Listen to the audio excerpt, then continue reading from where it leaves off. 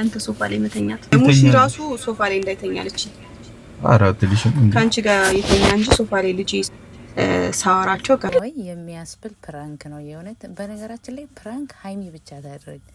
ሀይሚ ከልቦ አስባና እንትን ብላ ነው ፕራንክ የምታረገውና የምታረጋቸው ፕራንኮች ደግሞ ሁሌም የሚያስገርሙኝና የሚያስቁኝ ነው ማለት ነው።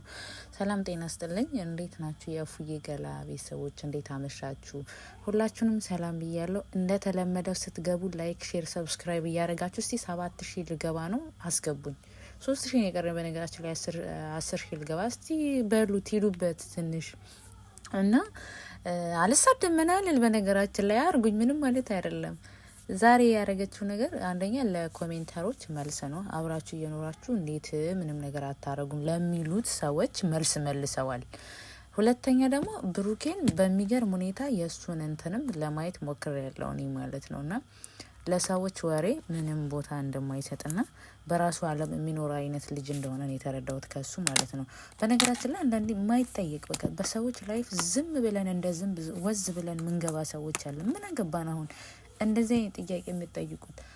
እኔ ራሱ በግል ማቃቸው ሰዎች አሉ አልተጋቡም፣ በጣም ይዋደዳሉ፣ ግን አንድ ቤት ውስጥ እየኖሩ ምንም ሳያረጉ የኖሩ አሉ። ለምን ከዛም ሄደው በቤተ ክርስቲያን የተጋቡ ያበረታተዋቸው ሳይሆን ወንድና ሴት አንድ ቤት ሲኖር መሳታቱ አይቀርም የሚለው ነገር ደግፏል። ሆኖም ግን በጣም ደግሞ ነገም የኔ ናት ነገም አብራሪያት መኖራት የልጅናት የኔ የልጅ እናት ትሆናለች ብሎ የሚያስብ ወንድ ከሆነ ምንም ነገር ፊል አያረግም። የምሬ ነው የምላችሁ። የሚፈልገው አንቺና ወይ አንቺ ስለሆነ እንደዚህ አይነት ነገሮች አያስብም። ግን እነዚህ ልጆች ደግሞ በእድሜን ካያችሁ ለገና እሱ በእድሜ በልጣት ይመስላል እንጂ ብሩኬም በጣም ትንሽ ነው፣ እሷም ትንሽ ናት። ነገር ግን አንድ ቤት እስከኖሩ አይሳሳትም ወይ የሚለው አስተሳሰብ ነው ብዙ ሰው እያንጸባረቀባቸው ያለ። አምነውበት የገቡበት ነገር ነው። ሰው ገና ልጆች ነን መስራት አለብን የሚለውን እሳቤ ስለሆነ ይዘው እየኖሩ ያሉት ምንም ሊያሳስታቸውም ሊሳሳቱም የሚችሉበት ነገር የለም። ኢቭን በአንዳንድ ነገር ራሱ ፕራንክ ስታረገው እኮ በምናየው ነገር ምስክር መሆን እንችላለን እና የማይጠየቅ ጥያቄም እናንተ አጠይቁ። አንዳንዴ ድፍረትም ነው የሆነ እንዲስ ነው ሰው ዝም ብሎ አይደፈርም ነው የምሬ ነው የምላችሁ። የምትጠይቁት ጥያቄ ወቁ ማለት እነዚህ ልጆች በቃ አብረው ኖረዋል፣ አምነውበት የገቡበት መቼም ከኔና ከናንተ በላይ እነሱ ተነጋግረው አምነውበት የገቡበት ነገር ነው። ግን ኮሜንትን ለምን አደረጋችሁም ሳይሆን ብዙ ጊዜም ይጠየቃሉ።